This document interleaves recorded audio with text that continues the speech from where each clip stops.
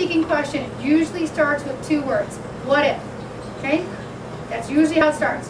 What if I never sell anything? Is usually a question some people ask. Okay? What if nobody buys? Well, that question doesn't even make sense, okay?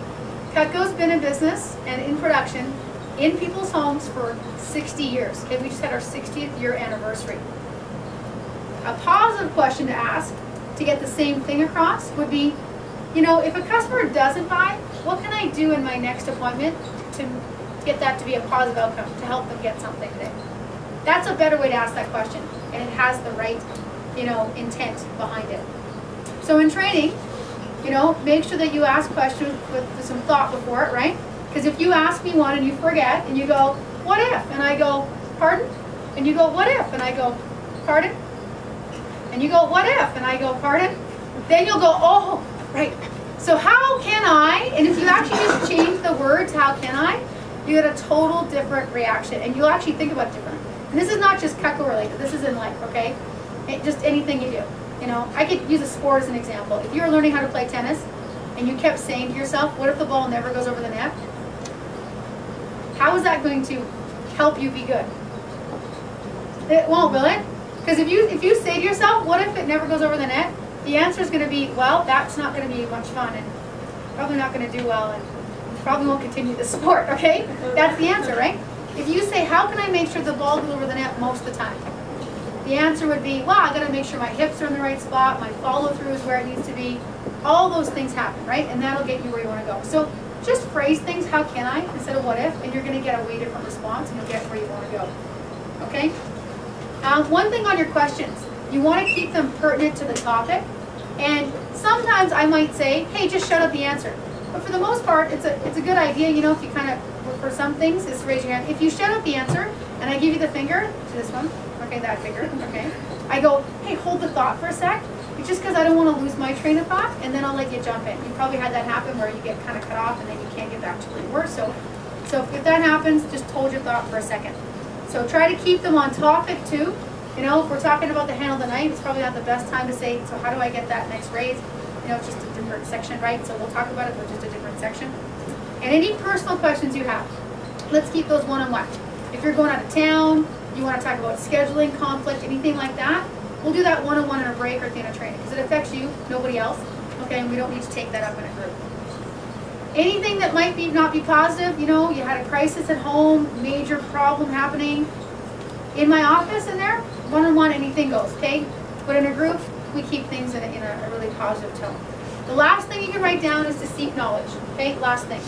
So you're going to learn how to show Cutco, which is really simple, but I want you to pay attention to also communication skills, time management, and goal setting, because that's what you're going to use later in life. So when you come into training, come in with an intent, you know? Take responsibility for the training. Be like, hey, I'm here to learn, and I'm here to get these kind of skill set. Can you take a motion? No. Okay, you need to stand? Yeah. You go ahead. We're going to take a break really quick, but if you need to stand, you go ahead. Yeah, no problem. Okay? Now, I mentioned to you earlier that I was going to talk about my personal story and how I got started with the position. Okay? If you want to stand in the back, you can, and that way you can stand up and stretch a little bit. I want to tell you a little bit of how I got started with the job, and then I'm just going to review with you real quick just why we sell Cutco, what we do, and then we're going to take a break. So, some of you in the room, I noticed when you filled out your sheet, said you heard about the job because of a friend or someone else, an acquaintance that knew you and referred you to work here. That's how I heard about it. I was actually at the school, I was at the university, and my friend, he grew up in Banff, and I grew up in Canmore, and we grew up together, and we were going to school. And he said to me, he said, what are you going to do for the summer? And I said, I'm going to probably go back to Canmore, and I'm going to do construction, because my dad had a construction company, so that's what I did, construction and landscaping. And he said, oh, okay. And I said, what are you going to do? He said, I'm going to make $10,000. And I said, oh, you know, first two jobs, like, that's exciting, that's cool. What are you going to do? He goes, I'm going to sell knives. And I said, oh, okay. And he said, you should apply. And I was like, knives, selling, no, I don't think so. And he's like, no, Angie, really, you should apply. I'm like, I go, please? I've never sold anything, let alone knives. I said, no, I don't think I would do very well. And he said, honestly, I'm doing it for a few months now. I'm doing it part-time at school. It's great. The training's really good. The product's really good. You can make some good money. He goes, besides, it'd be fun to work together. And I was like, no, I just, knives? No, I don't think so. And he said, well, when you graduate and you want to get a job in the financial industry, do you think you're going to get that when you say that you move heavy machinery and made laws look really nice? I was like, all right, you got a point. Doesn't look so good. He said, this would look a lot better. And I was like, yeah, I guess so. So he actually introduced me to the manager who was at the school taking applications. So I went and got an application, filled it out. The manager said, I'd like to invite you to the office for an interview. Just make sure you dress in business attire. And I was like, okay. I left and borrowed clothes from my roommate, got clothes together.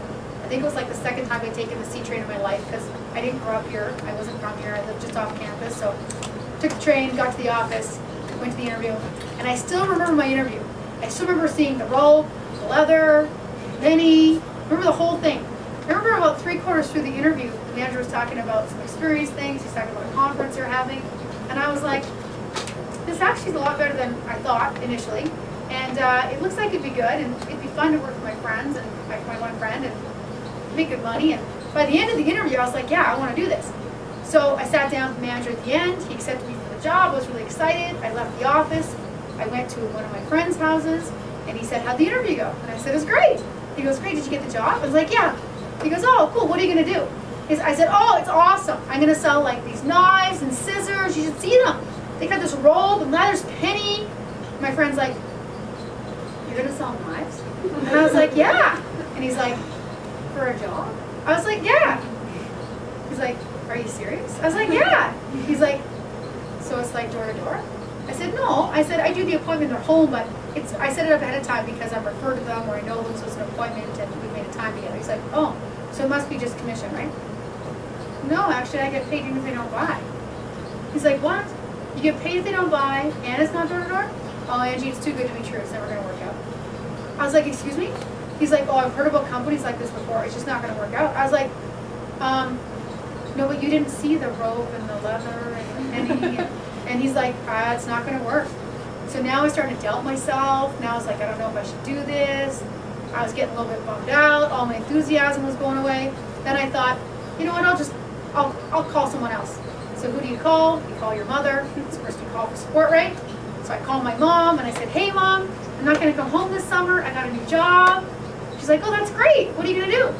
And you would have thought that I figured a different way to explain it, right?